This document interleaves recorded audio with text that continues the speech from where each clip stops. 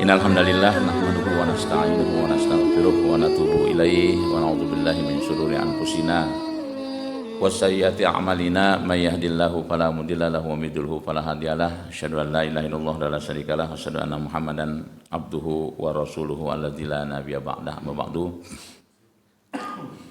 Qala Allah ta'ala fil Qur'anil Karim a'udzu billahi minasyaitonir rajim wa izibtala ibrahima rabbuhu bikalimatin fa atammahun qala inni ja'iluka lin-nasi imama qala wa min dzurriyyati qala la yanalu ahdi zalimin. Alayah, alhamdulillah Bapak-bapak dan ibu-ibu jamaah salat subuh Masjid Uswatun Hasanah.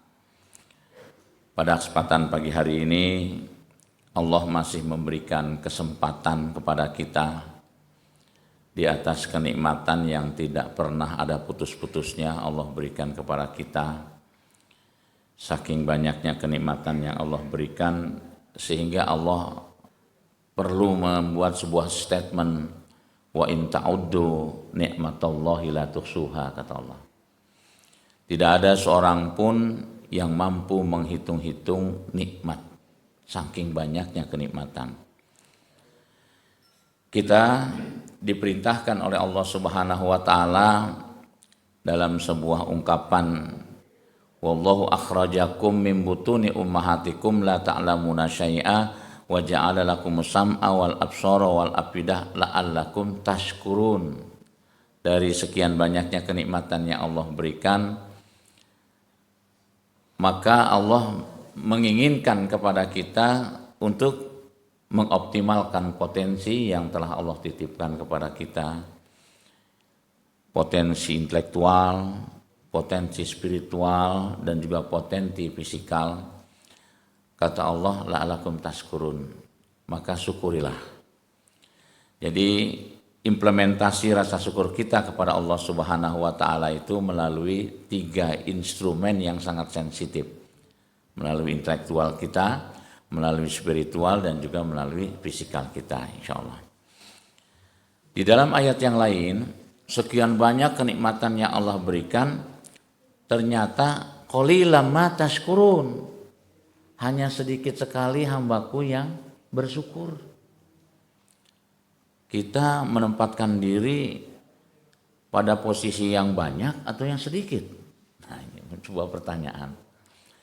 Kalau Allah katakan qalilan ma tashkurun, hanya sedikit sekali yang bersyukur, maka usahakanlah kita berada di sebuah kelompok yang sedikit, yang pandai mensyukuri atas segala nikmat yang Allah berikan kepada kita tentunya, insya Allah. Bapak-bapak dan ibu-ibu yang berbahagia, saat ini kita memasuki bulan pertama yang disebutkan dalam Al-Quran Arba'atul Hurum. Naon eta teh Pak? Arba'atul Hurum. Nah, 4 bulan haram. 4 bulan yang diharamkan oleh Allah Subhanahu wa taala, sebagaimana yang sama-sama kita pahami, ini adalah bulan Zulqa'dah yang disebutkan di dalam Al-Qur'an, kemudian yang keduanya adalah bulan Zulhijjah. Yang ketiga adalah bulan Muharram. Ini runtunannya gitu ya.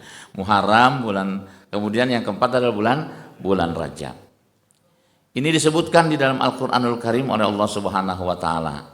Apa keistimewaan 4 bulan ini? Di dalam sebuah hadis dikemukakan oleh Rasulullah sallallahu alaihi wasallam, ya, jazakallahu khair. Di mana 4 bulan yang istimewa ini, apabila kita melakukan kebaikan-kebaikan, Allah lipat gandakan pahalanya. Namun kebalikan, ketika kita melakukan perbuatan-perbuatan yang salah, itu juga dilipat gandakan kesalahannya oleh Allah. Disinilah pentingnya kita memahami Arba'atul Hurum, bulan yang Allah haramkan.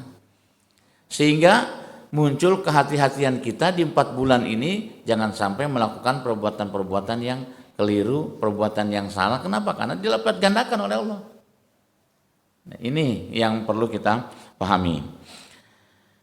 Kemudian ketika kita membaca dalam sirah, bagaimana dari mulai bulan yang pertama di 4 bulan yang diharamkan, ini ada perjalanan yang cukup panjang dilakukan oleh Khalilullah, yaitu Nabiullah Ibrahim alaihissalam.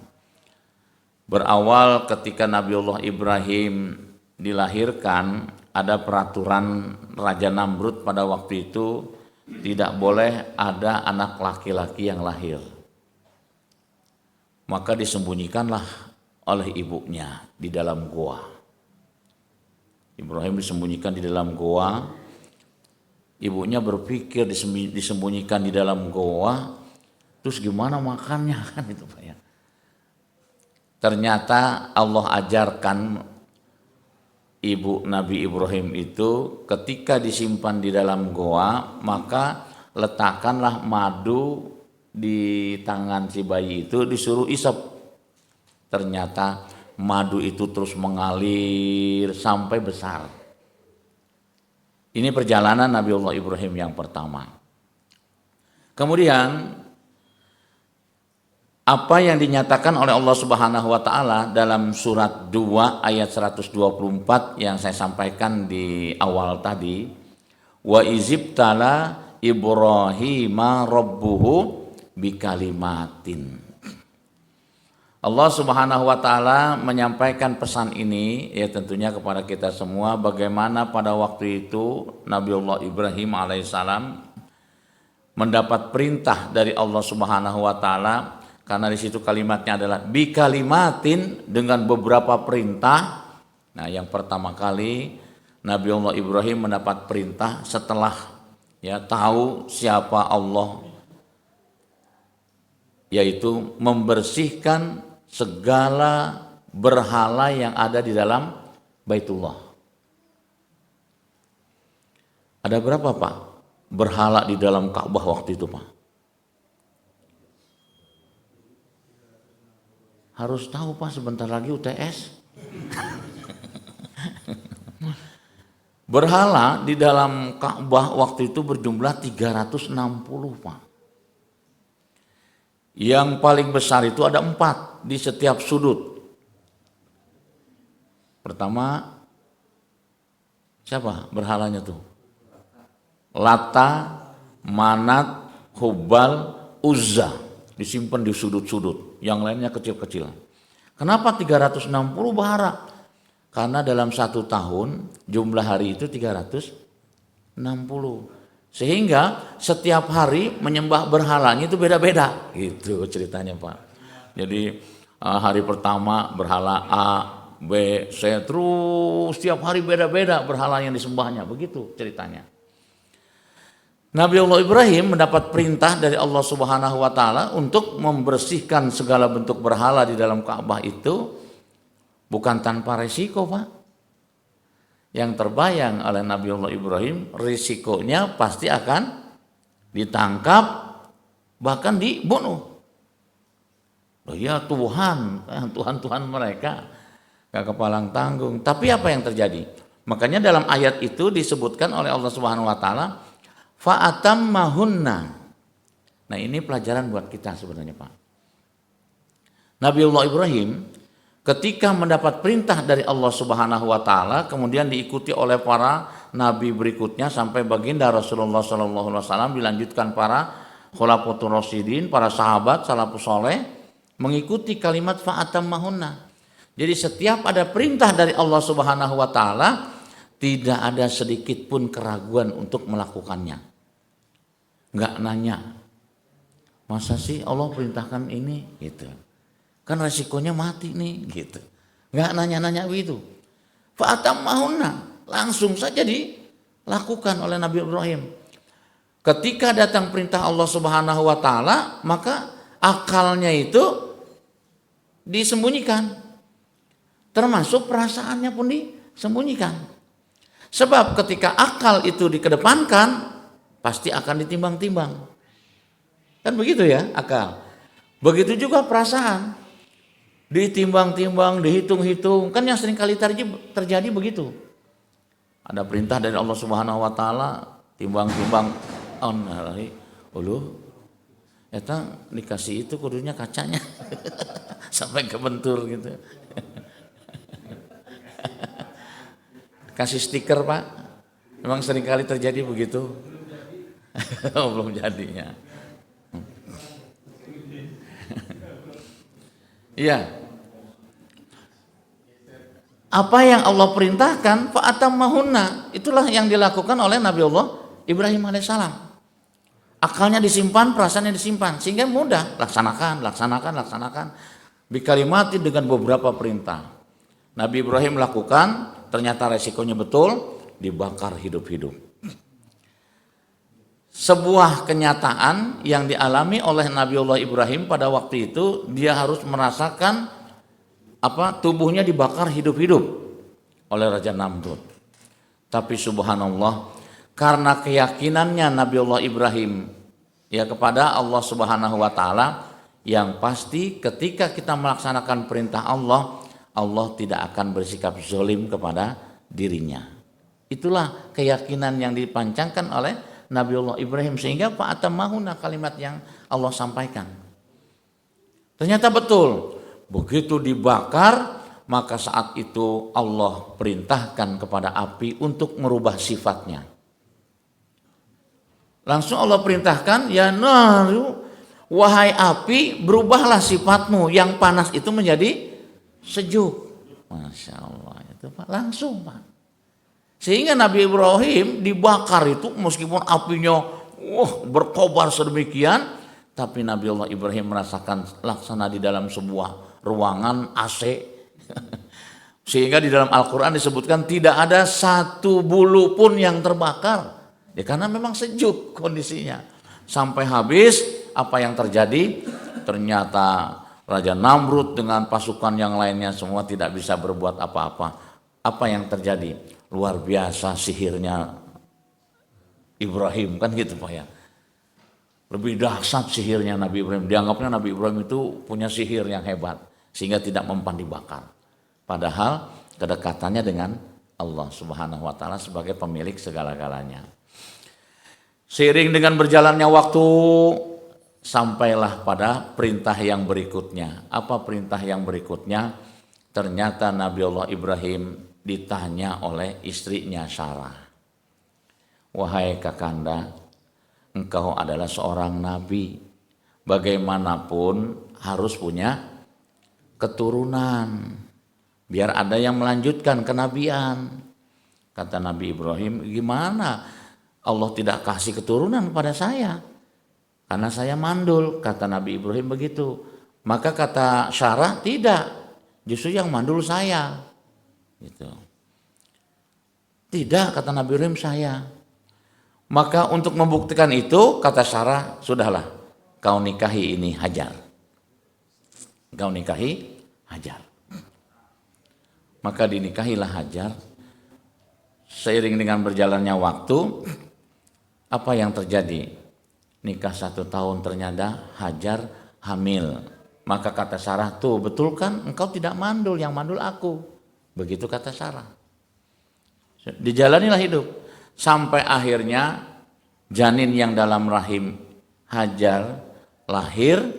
Setelah lahir maka ditanya oleh Allah Subhanahu wa taala, wahai Ibrahim, mana yang lebih kau cintai? Istri dan anakmu yang kamu tunggu 85 tahun? Apa aku, kata Allah Subhanahu wa taala. Nabi Ibrahim dengan tegas. Makanya kalimatnya fa'atammahunna.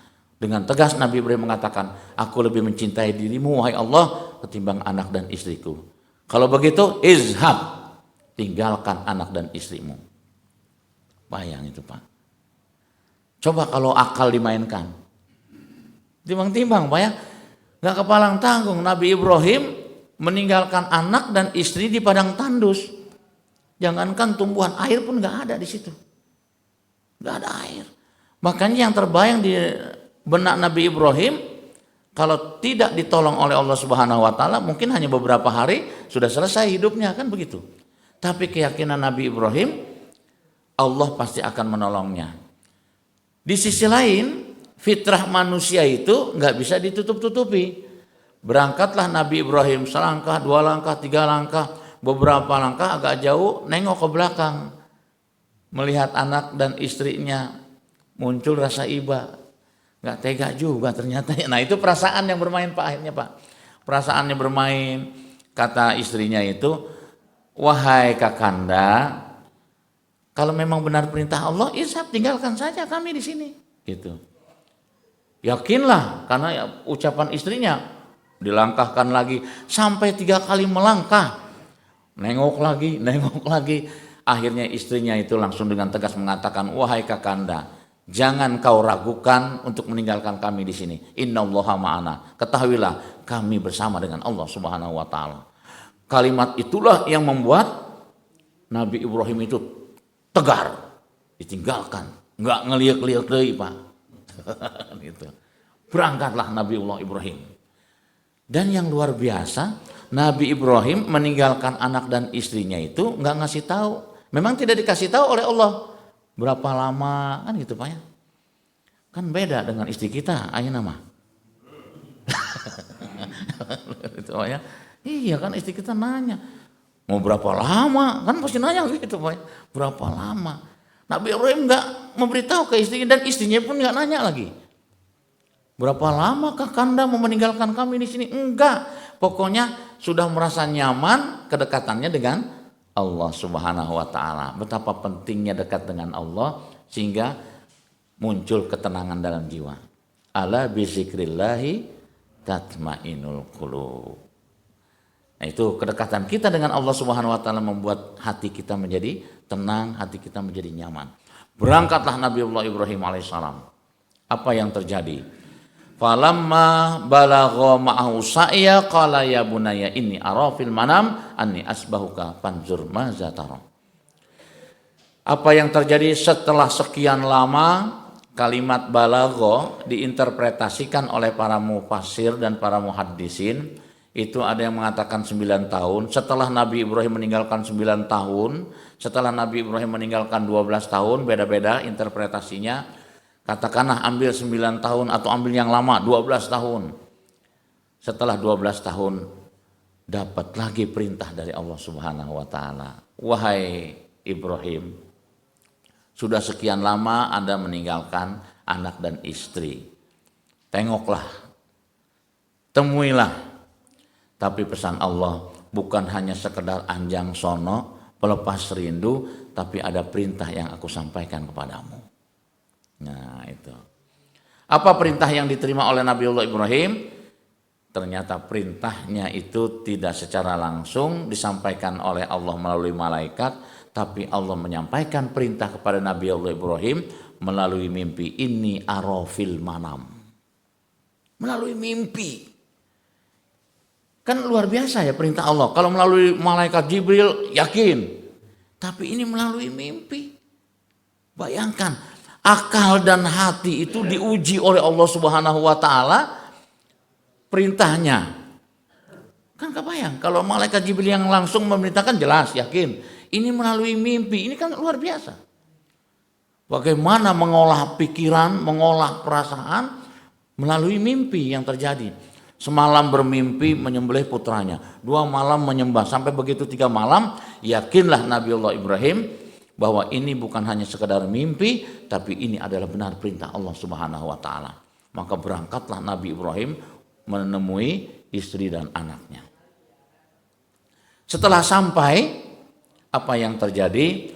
Maka setelah melepas rindu kepada istrinya, disampaikan, wahai kekasihku, siapa namanya Pak? Hajar. Bisa lagi ngelamun bapaknya nanti. Istriku, ya, aku ingin melepas rindu kepada anakku. Karena sudah sekian lama aku tinggalkan. Maka aku ingin bawa anakku jalan-jalan. Diajaklah akhirnya Ismail di sepanjang perjalanan. Bagaimana kelakuan iblis, Pak? Gitu ya.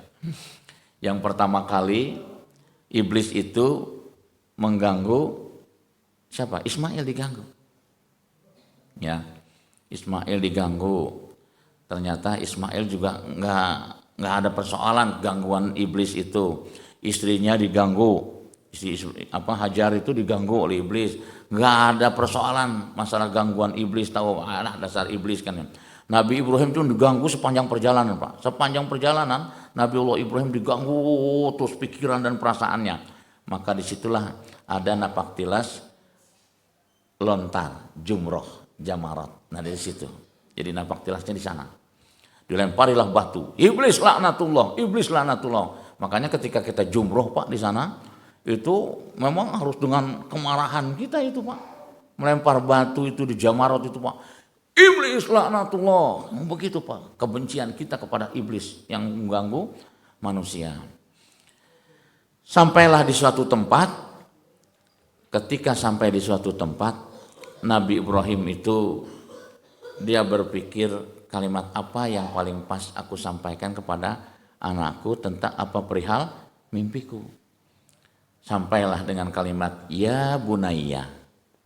Ini bisa Bapak baca di dalam surat As-Saff ayat 105. Awal mula 105, 106 terus. Ini sejarah perjalanan Nabi Allah Ibrahim.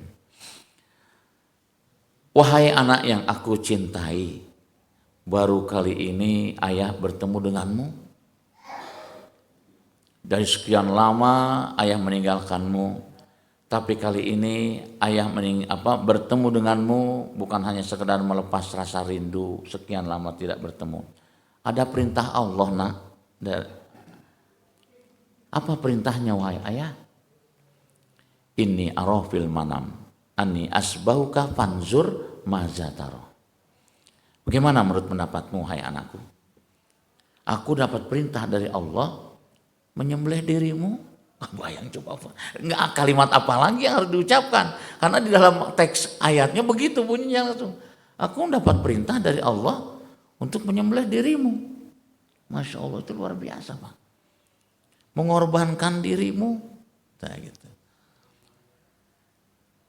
Nabi Ibrahim terkaget-kaget ketika Ismail memberikan jawaban yang sangat-sangat spektakuler. Di luar dugaan, ya kan? Begitu dijawab oleh Ismail itu, ya abati, wahai ayah yang aku cintai, meskipun baru kali ini aku bertemu dan aku baru melihat wajahmu.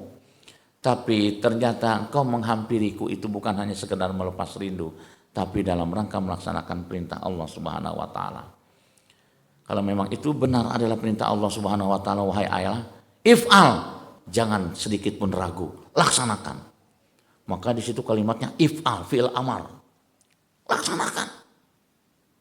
Jadi Nabi Ibrahim pun tidak pernah ragu melaksanakan perintah Allah. Ternyata Ismail pun tidak ragu-ragu untuk menerima konsekuensi apa yang Allah perintahkan kepadanya.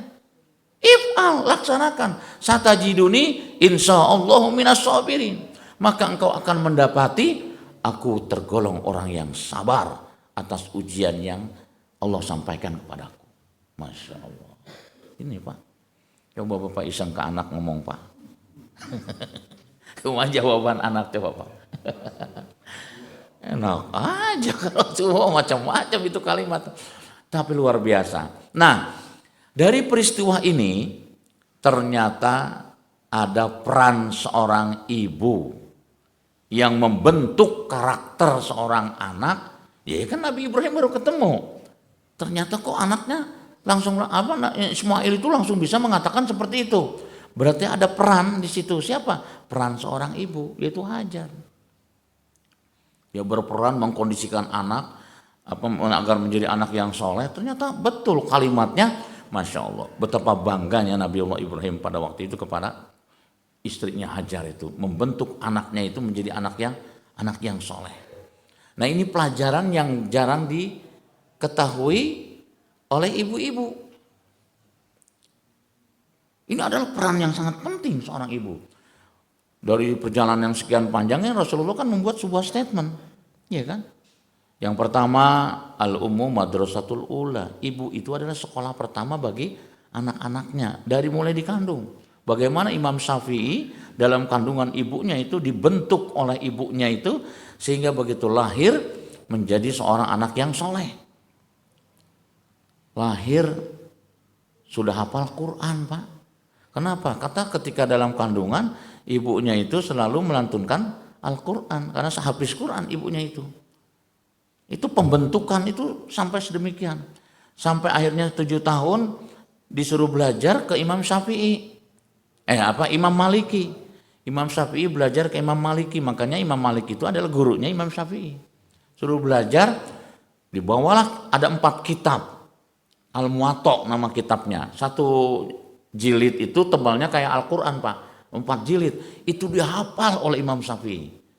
1 sudah habis Quran, ditambah lagi kitab Imam Al-Muwatta, dihafal. Itu luar biasa kecerdasan.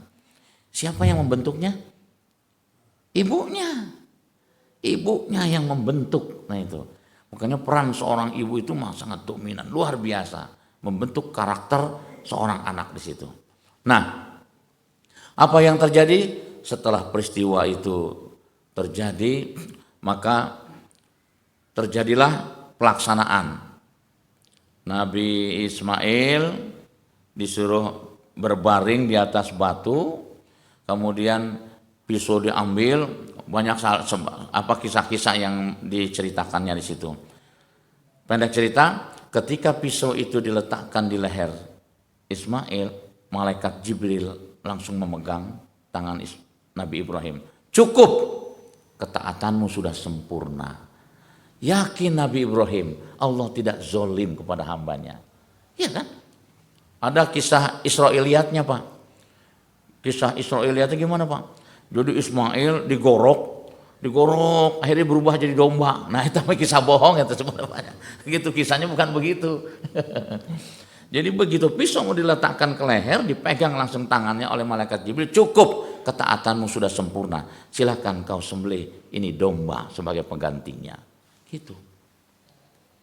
Jadi bukan Ismail digorok, kemudian jadi berubah domba. Kan gitu ceritanya, Pak. Dulu saya dengar ceritanya begitu soalnya gitu. Digantikan, kemudian Ismail memegang kaki dombanya, kemudian Nabi Ibrahim langsung menyembelih. Bismillahirrahmanirrahim. Disitulah pengorbanan yang dilakukan oleh Nabiullah Ibrahim, dan itu merupakan puncaknya perintah yang disampaikan oleh Allah kepada Nabiullah Ibrahim alaihissalam. Maka di dalam ayat tadi ya, surat 2 ayat 124 itu, makanya disebutkan oleh Allah di sini, qala inni ja'iluka linnasi imama. Makanya Nabiullah Ibrahim itu mendapat gelar Khalilullah.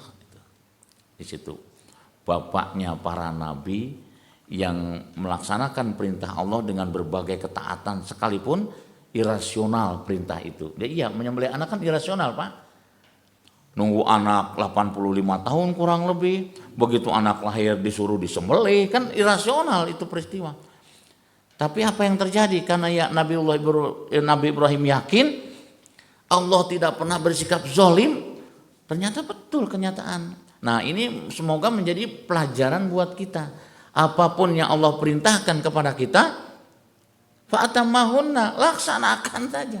Nggak perlu lagi ditimbang-timbang dengan akal, ditimbang-timbang dengan perasaan, akhirnya nggak jadi. Nah seperti kaumnya Nabi Musa. Nabi Musa kan diperintahkan untuk berkurban, nanya kan gitu ya, apa yang saya harus kurbankan? Sapi, maunya sapi kan sesembahan saya kan gitu ya.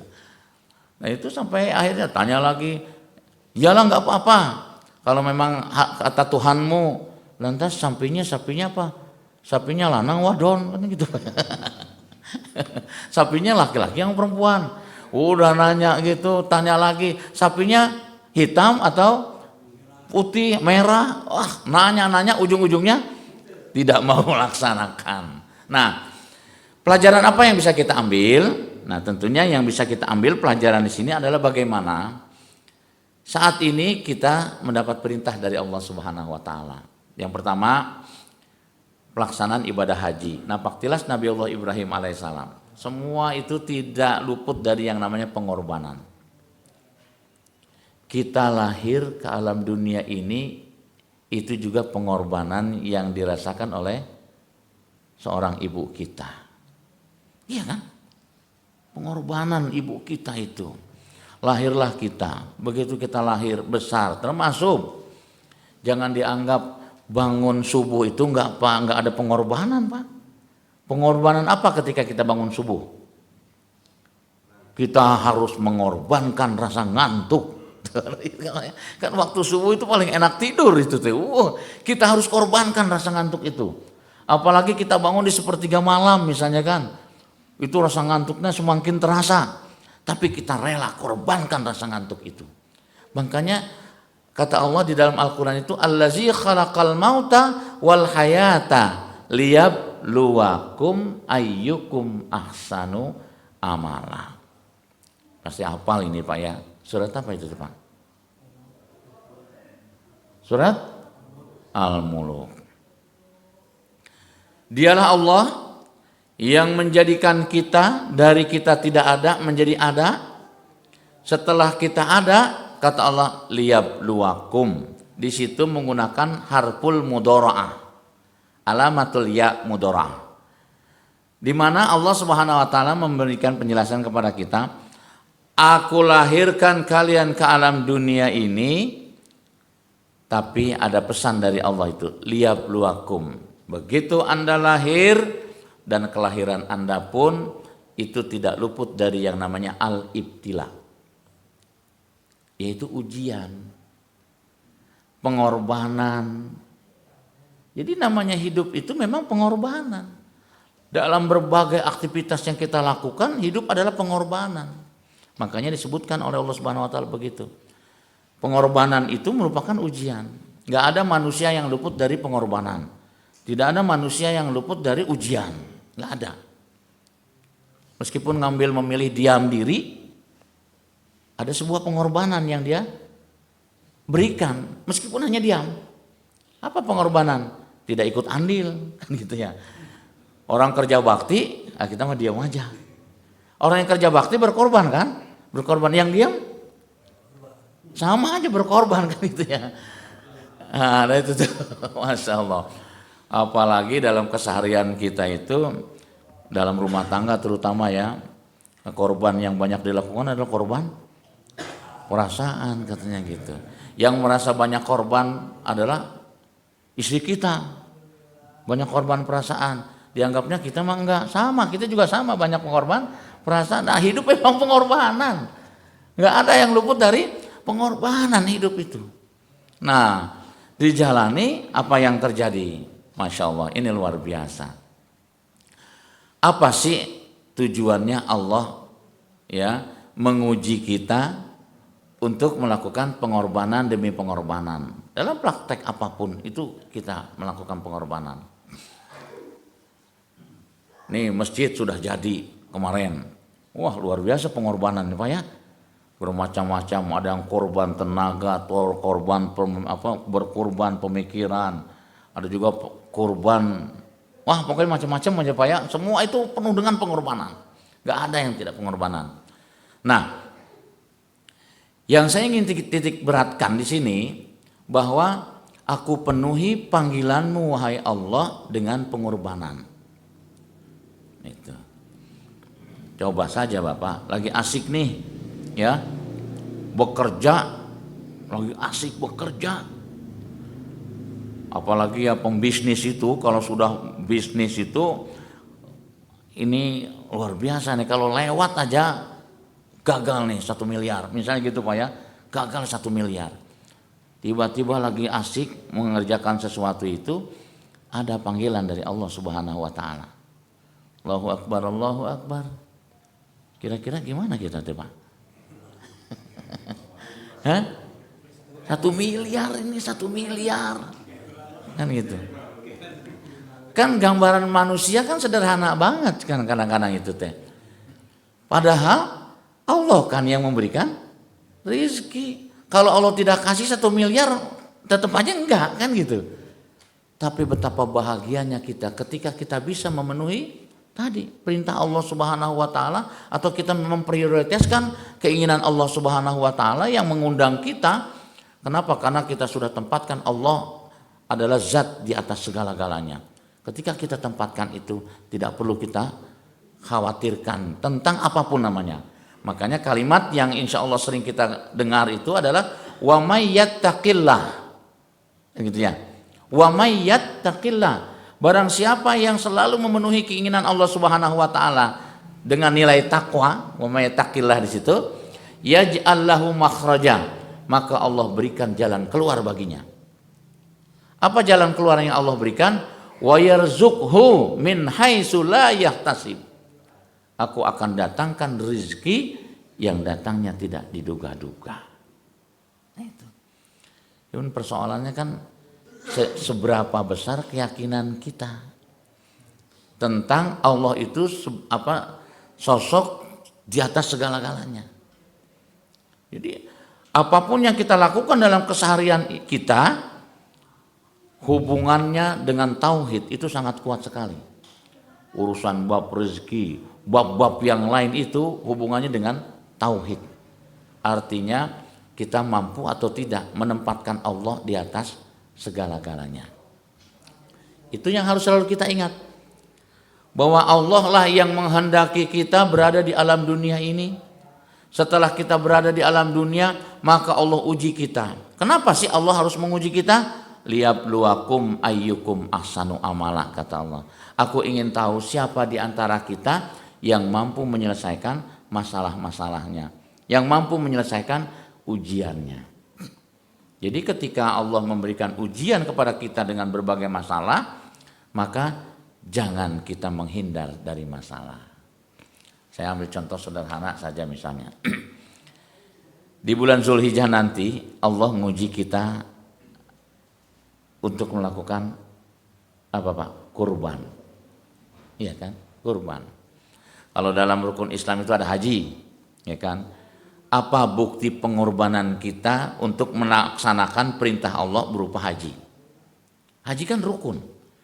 Nah sering umat Islam itu berdalih, iya rukun tapi kan manis tato'a ilaihi sabila, gitu alasannya teh. Wajib betul kita lakukan, tapi kan bagi yang mampu. Persoalannya seberapa besar kita mengukur kemampuan kita. Jangan sampai kita mengukur kemampuan itu hanya diukur dengan akal kita atau dengan perasaan kita. Kita mengukur kemampuan gitu. Mana mungkin saya bisa pergi haji, gaji cuma segini-gininya. Berarti kita mengukur kemampuan itu dengan perasaan, dengan akal kita. Padahal Nabi Allah Ibrahim, kalau sudah ada datang perintah Allah, akal disampingkan, perasaan disampingkan, laksanakan. Bagaimana cara melaksanakannya? Saya ambil contoh saja misalnya, seorang pengayuh beca di Solo apa di Surabaya waktu itu. Ya, berangkat haji Pak, setiap hari dapat uang keuntungan itu disisihkan untuk pergi haji, diniatkan Pak. Saya niat mau haji, maka hasil ngayuh beca saya setiap hari ada 5.000, 10.000. Kita kan seringnya nanya, kalau nabung 10.000, 5.000 kapan pergi hajinya gitu ya. Nah itulah yang seringkali terjadi. Kita suka ikut campur urusan Allah. Kan kita diperintahkan untuk berusaha. Ya sudah, laksanakan usaha itu. Makanya pengayuh beca itu dia tabung 1.000, ada 20.000, ada 5.000. Terus setelah nabung 60 tahun berangkat haji Pak. La yukallifullahu nafsan illa wus'aha. Lalu praktek haji, usaha. Nah, ketika ditanya, Pak, udah pergi haji belum? Belum. Mau pergi haji gak? Mau. Udah nabung belum? Belum. Wah, ini masalah itu Bapak. Sama. Mau kemana Pak? Mau sholat? Udah ubuh belum? Belum. Nah, itu sama itu Pak. Mau sholat tapi belum wudhu.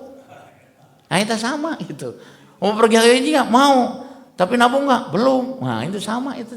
Gitu.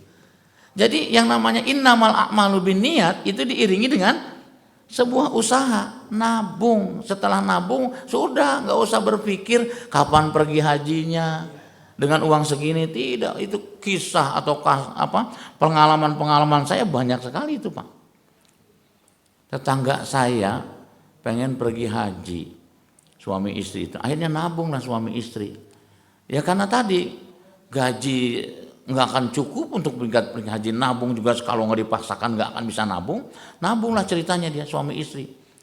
Dapat 2 juta, suaminya tiba-tiba dipanggil oleh atasannya. Pak, mau pergi haji nggak? Wah, saya pergi haji. Ya mau lah. Itu mau dia berangkat haji. Tapi dia saking gembiranya sampaikan ke istrinya, "Mah, Bapak dapat hadiah berangkat haji dari kantor." "Ah, pokoknya mama nggak mau, mama pengen pergi haji sama papa." Dihalangin itu Pak sama istrinya. "Enggak, pokoknya mama harus berangkat haji." "Lu gimana? Uang tabungan cuma 2 juta mau berangkat haji gitu." "Pokoknya mama harus berangkat dengan papa." Akhirnya apa Pak? Disampaikan ke suami itu menyampaikan ke atasannya, "Pak, saya nggak bisa nerima hadiah dari bapak berangkat haji." "Kenapa?" "Karena istri saya kekeh yang berangkat haji." "Sudah, kasihkan saja yang lain." Apa yang terjadi Pak? Selang seminggu dipanggil sama atasannya. "Sudah, kamu berangkat haji sama istri kamu." Masya Allah, itu Pak. Dan Allah yang punya kehendak. Iya kan? Berangkat haji.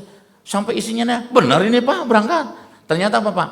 Ternyata ada rekan yang lainnya mau berangkat haji meninggal Pak. Itu digantikan saja sama istrinya suruh berangkat. Masya Allah. Ya itulah keinginan Allah Subhanahu Wa Taala. Tukang tempe yang pakai motor. Wah, niat pengen pergi haji Pak luar biasa. Kenapa? Karena sangat pengennya pergi haji. Dia selalu pakai kopiah haji, pakai sorban, dagang tempe pakai sorban, pakai topi haji itu. Terus sampai langganannya itu bilang, "Pak, Bapak sudah haji? Belum, pengen pergi haji saya." "Saya kira Bapak tuh udah pergi haji, kemana-mana pakai kopiah haji, pakai sorban." "Pengen pergi haji saya." "Udah nabung Pak?" "Sudah. Saya sudah nabung, baru 500.000. 500.000 Pak, tabungannya tukang tempe itu Pak.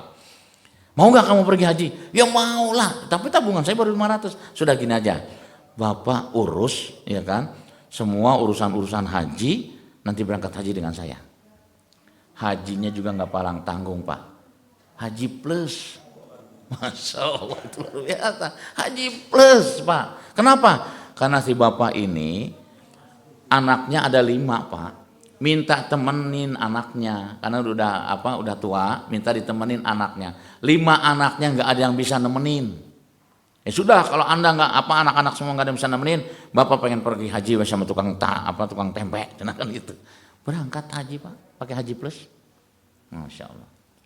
Dan gitulah kalau Allah sudah berkenan. Yang penting kita innamal a'malu, kita laksanakan niat kita. Kenapa? Karena rukun Islam. Wajib kita penuhi dengan cara ya tadi nabung, sudah. Makanya saya sering menyampaikan itu, di rumah minimal ada 2 tabungan itu Pak.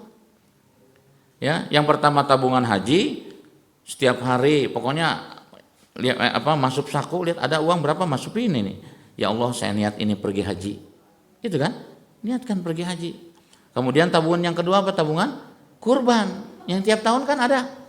Sudah, ini 2 pelaksanaan yang tidak bisa lepas dari kita. Peristiwanya juga luar biasa, pengorbanan, mengorbankan anak Nabi Ibrahim waktu itu dilaksanakan. Kita hanya disuruh korban seekor domba, masa berat? Nah itu yang dilakukan oleh seorang pemulung. Seorang pemulung, masa sih saya nggak bisa berkorban? Ada uang 1.000 hasil pulungan itu Pak dikumpulkan. Setelah 2 tahun dia teng itu Pak, 2 ekor domba langsung diserahkan ke panitia korban di salah satu masjid di Tebet. Sampai panitia heran, "Ibu, Ini teh domba saha? Sampai kayak begitu ditanya itu. Sempat ini ada tuh viral itu. Ini domba saya, kenapa gitu? Alhamdulillah, nuhun ibu. Ternyata ibu itu bisa berkurban, alhamdulillah. Itu dengan cara nabung, Pak. Kalau udah nabung, udah. Nabungnya tiap hari. Nah ini. Itulah makna la yukallifullahu nafsan illa wus'aha. Pertanyaannya, kita sudah melakukan yang demikian belum? Nah ini.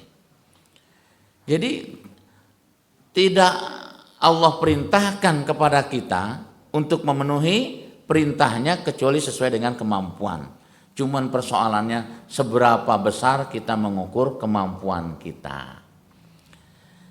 Kalau hanya sekedar mengukur dengan akal kita, perasaan kita, nggak mungkin saya pergi haji, gaji cuma 2 juta atau 3 juta. Kan gitu. Nggak mungkin kurban juga, nggak mungkin. Tapi ingat, Allah memerintahkan kepada seluruh hamba-hambanya itu sesuai dengan kemampuan. Dari situlah muncul sebuah ungkapan bahwa orang yang berangkat haji itu bukan orang yang mampu, tapi orang yang diberikan kemampuan oleh Allah Subhanahu wa taala. Karena banyak orang-orang yang mampu masih belum berangkat haji. Iya kan? Banyak. Kalau secara pergi haji sekarang kan mau langsung berangkat pun bisa. Anak uangnya banyak, miliaran ya. Saya pengen pergi haji. Pakai puroda, pakai haji plus, macam-macam kan bisa dilaksanakan. Tapi karena tadi belum dimampukan oleh Allah Subhanahu wa taala, sekalipun banyak hartanya tidak akan berangkat. Maka berbahagialah kalau ternyata kita tergolong orang yang diberikan kemampuan oleh Allah Subhanahu wa taala untuk melaksanakan semua perintah-perintah Allah, termasuk tadi melaksanakan ibadah haji. Allah berikan kemampuan kepada kita dengan cara menabung. Ini salah satu bentuk kemampuan kita sisihkan 1.000, 2.000, jangan pernah kita lihat cuman segini, tidak. Karena kalau Allah sudah kehendaki, maka tidak ada yang bisa menghalangi. Qulillahu ma malikal mulki tu'ti mulka man tasya wa tanzi'ul mulka mimman tasya wa tu'izzu man tasya wa tuzillu man tasya biyadikal khair innaka ala kulli syai'in qadir. Enggak ada yang bisa menghalang-halangi. Kalau Allah sudah berkehendak, meskipun baru 500.000 berangkat haji. Meskipun baru 100.000 tahun ini kurban, bisa berkurban. Kalau Allah sudah berkehendak, nggak ada yang bisa menghalangi. Inilah pelajaran yang berharga buat kita, bahwa setiap kita tidak pernah luput dari yang namanya pengorbanan. Maka latihlah diri kita untuk terus melakukan pengorbanan di setiap hari kita, paling tidak di hari-hari kita sudah latih. Kan haji itu kan ditempatkan di puncak rukun Islam yang kelima. Dari mana awalnya? Tadi dari syahadat. Syahadat maksudnya gimana? Tanamkan keyakinan kita bahwa saya bisa melaksanakan ibadah haji. Itu keyakinan. Maka bisa berangkat. Apa kata Allah dalam sebuah hadis qudsi? Inna abdi zonnibi. Aku bagaimana prasangka hambaku. Jika hambaku berprasangka baik, fa khairan, maka kebaikan yang dia akan dapatkan. Ketika kita berprasangka baik, ya Allah saya akan berangkat haji tahun depan, maka berangkat haji. Fa khairan kata Allah Subhanahu wa taala. Namun ketika kita berprasangka buruk, ya Allah saya nggak akan mampu berangkat haji, ya sudah nggak akan mampu. Fa syarron. Nah itu yang akan terjadi. Maka berhusnuzonlah terus kepada Allah Subhanahu wa taala sebagai pemilik segala-galanya. Insyaallah tadi ya wa yarzuqhu min haitsu la yahtasib. Allah akan datangkan rezeki yang datangnya tidak diduga-duga. Ini pelajaran. Kemudian ada hal yang lain barangkali. Kalaulah tahun ini kita belum bisa berkurban, jangan berhenti di kata saya nggak bisa kurban.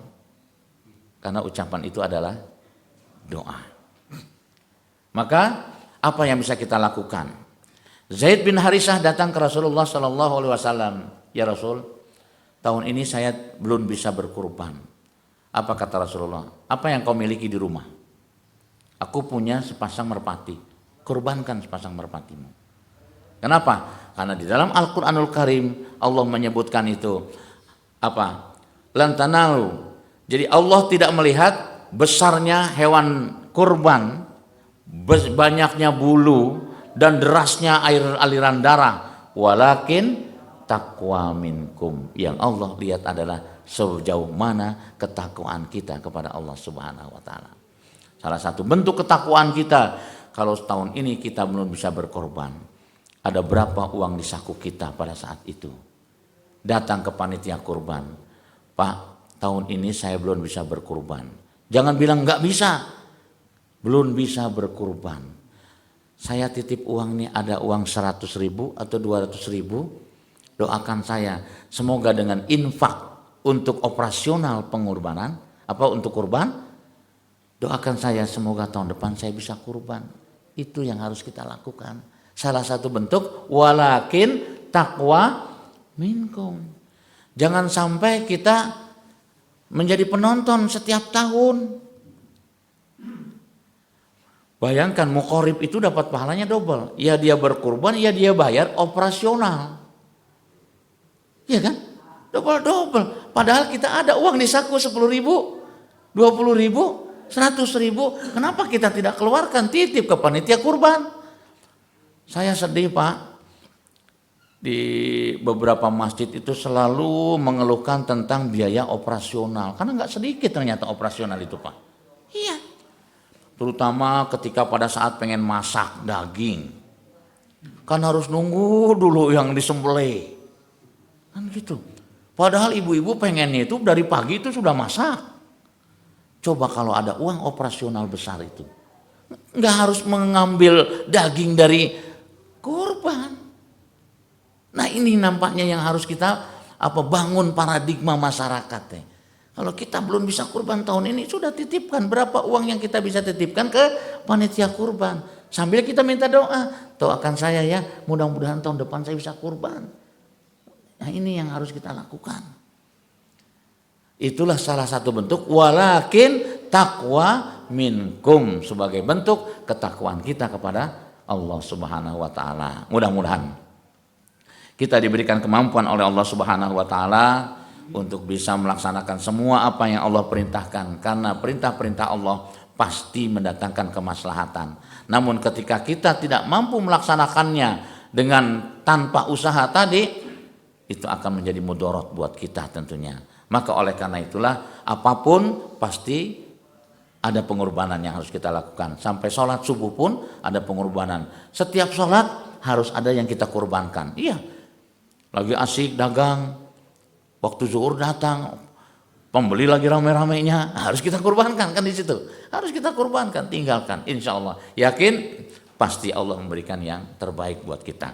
Dengan segala keterbatasan ini, akhirnya marilah sama-sama kita mohon bermunajat ke Allah Subhanahu wa taala. Semoga Allah memberikan kemampuan kepada kita dengan segala keterbatasan yang kita miliki. Semoga tahun ini andaikan di antara kita belum diberikan kemampuan untuk bisa berkorban, paling tidak salah satu bentuk ketakwaan kita sisihkan berapapun harta yang kita miliki kepada panitia. Ini salah satu bentuk nilai ketakwaan kita kepada Allah Subhanahu wa taala. Semoga di tahun berikutnya Allah berikan kemampuan kepada kita, wa yarzuqu min haitsu la yahtasib, rezeki yang datang yang tidak disangka-sangka. Allahumma shalli wa sallim ala Muhammadin fil awwalina wal akhirin wa radhiyallahu an ashabi Rasulillah ajmain hamdan syakirin hamdan na'imin hamdan yuafi ni'amahu wa yukafi mazidahu ya rabbana ya rabbana ya rabbana lakal hamdu wa lakas syukru kama yanbaghi li jalal karim azim sultanik.